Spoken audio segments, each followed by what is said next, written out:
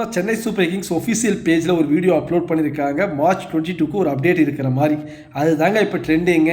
So என்ன சொல்ல வர்றாங்கன்னு யாராலையுமே ஃபைண்ட் பண்ண முடியல. ஒவ்வொருத்தரும் ஒரு டீகோட் பண்ணி ஒவ்வொருத்தரும் ஒன்று கமெண்ட் பண்ணிட்டுருக்காங்க. எஸ், வீடியோ போய் பார்த்தா நமக்கு நல்லாவே தெரியும். ருத்ராஜ் வந்து கேம் ஆடிட்டுருக்காரு.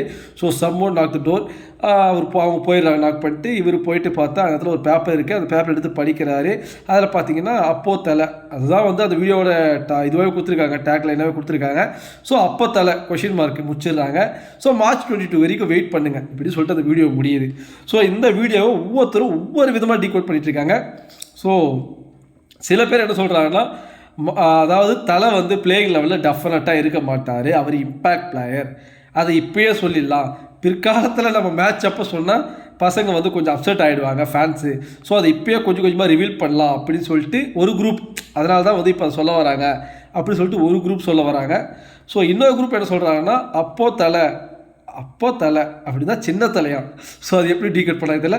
சின்ன தலை தான் ஹோம் கம்மிங்கு, மார்ச் 22 வந்து ஒரு கேம்பில் ஜாயின் பண்ண போகிறாரு அப்படின்னு சொல்கிறாங்க. ஸோ அது இன்னொரு குரூப் இருக்காங்க. மார்ச் 22 வந்து சூப்பர் ஃபேன்ஸ்க்காக மீட்டப் இருக்கும். அது எம்எஸ் தோனி தான் வந்து சீஃப் கெஸ்ட்டாக இருப்பார். மேபி அவர் கூட தான் நம்ம பேசுகிற மாதிரி இருக்கும், ஃபேன்ஸ் மீட்டப்பாக இருக்கும். ஸோ அதை வச்சு ஒரு ட்விஸ்ட் இருக்குது. ஏன்னா அந்த சூப்பர் ஃபேன்ஸ் மீட்டப்பில் எல்லாருமே வர்றாங்க. அப்போது தலை வருவாரா இல்லையா? ஸோ தலை மேபி வரலாம், சீஃப் கெஸ்ட்டாக சர்ப்ரைஸ் பண்ணலான்ற மாதிரியும் ஒரு ட்விஸ்ட் இருக்கலான்ற மாதிரி ஒரு குரூப் எக்ஸ்பெக்ட் பண்ணுறாங்க. ஸோ இப்படி 3 விதமாக இந்த வீடியோ ட்ரெண்ட் ஆகிட்டுருக்கு. ஸோ என்ன சில பேர் கேட்டதுக்கு சரி, நானாக பார்த்து என்ன புரிஞ்சுக்கிட்ட நான் சொல்கிறேன். மேபி என்னோடய சஜஷனில் நான் ஒன்று சொல்கிறேன். மார்ச் 22 வரைக்கும் தலை இம்பேக்ட் பிளேயராக இல்லைன்னு சொல்கிறதுங்களா, இதுக்கு ஒரு அப்டேட் மாதிரி வைப்பாங்கிறது நான் எக்ஸ்பெக்ட் பண்ணலை. அதாவது மேபி இருக்கலாம், பட் என்னோடய கணிப்புப்படி நான் சொல்கிறேன், தலைவர் இம்பேக்ட் பிளேயராக இருக்கலாம், இல்லாமல் போலான்றது மேட்ச் அப்போ சொல்லிடுவாங்க. அதுக்கு வந்து கொஞ்சம் கொஞ்சமாக ரிவீல் பண்ணணும் அவசியம் கிடையாது.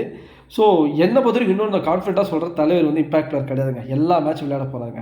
மேபி அதாவது நம்ம குவாலிஃபை ஆகிட்டுனா மேபி அந்த டைமில் வேணால் சான்ஸ் கொடுக்கலாம் தவிர, அதர்வைஸ் அவர் ரொம்ப ஃபிட்டாக இருக்கார். லாஸ்ட் சீசனை கம்பேர் பண்ணுறப்போ ஒரு வெறியாக வந்திருக்காரு. ஃபைனலாக ஒரு தடவை நம்ம யாருன்னு காட்டிடணும் அப்படின்ற மாதிரி வந்திருக்காரு. ஸோ மேபி அதனால் என்னை பொறுத்த வரைக்கும் நான் வந்து அதுக்கு சான்ஸ் கொடுக்கல. ரெண்டாவது, சின்னத்தலை ஹோம் கம்மிங்காக, பட் சின்னத்தலையோட பிளேஸ்மெண்ட்டுக்கு தான் ஃபீல்டிங் கோச் ஜேம்ஸ் ஃபோஸ்டர்னு சொல்லிட்டு ஃபார்மர் இங்கிலாந்து விக்கெட் கீப்பரை எடுத்துட்டாங்க. ஸோ சின்னத்தலைக்கு இன்னும் சான்ஸ் இருக்கான்றது 50-50 தாங்க, வாய்ப்பு கம்மி தாங்க. ஸோ 3வது, சூப்பர் ஃபேன்ஸோட மீட்டப் இருக்கலாமான்னா அதுக்கான ஒரு ஒர்க் போயிட்டுருக்கலாம், மேபி அதுக்கு இருக்கலாம். ஆனால் இன்னொன்று சொல்கிறாங்க, மார்ச் 22 ஐபிஎல் சீசனோட ஸ்டார்டிங் டேட்டாக இருக்கலாம். ஸோ அதுதான் வந்து சொல்ல வரான்ட்டு. பட் ஐபிஎல் சீசன் ஸ்டார்டிங் டேட்டுக்கும் இது எப்படி லிங்க் பண்ண முடியும்னு தெரியல. ஸோ என்னை பொறுத்த வரைக்கும் அதுக்கும் வாய்ப்பு கம்மி தான். அப்போது ஏதோ ஒரு ஸ்பெஷல் அப்டேட் மார்ச் 22 இருக்குது. அது என்ன நீங்கள் முடிஞ்சால் கெஸ் பண்ணி கமெண்ட்டில் சொல்லுங்கள். பார்க்கலாம் ஒவ்வொருத்தரோட ப்ரெடிக்ஷன் மாதிரி. பட் ஒரு விஷயத்தை நம்ம பாராட்டலாம், Chennai super kings entire IPL team compare பண்ணுறப்ப இந்த ஒரு ஒஃபிஷியல் பேஜ் தாங்க ஐபிஎல் ரொம்ப ஆக்டிவாக வச்சுருக்காங்க, ரொம்ப வந்து ஹைப்பில் வச்சுருக்காங்க ஃபேன்ஸை. அது இல்லாமல் சிஎஸ்கே ஃபேன்ஸுக்கு தெரியும் இந்த வருஷம் எவ்வளோ முக்கியமான வருஷம்னு சொல்லிட்டு கம்பேக் கொடுத்தே ஆகணும். ஸோ லாஸ்ட் இயர் பட்ட அடிகள் அந்த மாதிரி. Even I am waiting, everybody is waiting. So பார்க்கலாம். இதுதான் வந்து நடந்து முடிஞ்சிருக்க அப்டேட்டு. நீங்கள் கேட்குறீங்க சஞ்சு சாம்சன் எடுத்ததுக்கு ரீசனே அதான், அதனால தான் தலைவர் இம்பேக்ட் பிளேயர்ன்ட்டு. என்ன முதலையும் இல்லைங்க, தலைவர் ஆட போகிறார், எல்லா மேட்சும் ஆட போகிறாரு. இந்த பிளேயிங் லெவலில் கட்டமைக்கிறதுக்கு நிறைய சின்ன இதுவெல்லாம் இருக்குது, பார்க்கலாம், அது அப்போ பார்த்துக்கலாம். ஸோ டோன்ட் வரி காய்ஸ், ரொம்ப கற்பனைக்கெல்லாம் போகாதீங்க. நம்ம டீம் அப்படி தான். ஏன் சொல்கிறது கேட்டுக்குங்க, நம்ம லாஸ்ட் ப்ரமோக்கு ஆக்ஷன் முன்னாடி ஒரு ப்ரமோ விட்டுருப்போம், நான் தான் அதை பண்ணியிருப்பேன். ஸோ அந்த ப்ரமோவில் பார்த்தீங்கன்னா லியோ கூட பண்ணியிருப்போம். க்ரீன் சொல்லிட்டு பச்சை காய்கறி காட்டு லியோ வந்து தலையாட்டம். ஆனால் எல்லாம் நினச்சாங்கன்னா க்ரீன் பக்கமே போக மாட்டான்னு சொல்லிட்டு எல்லாருமே நினச்சோம். ஆனால் ஆக்ஷனில் க்ரீனுக்கு தான் முதலாளாக போர்டு தூக்கணும்.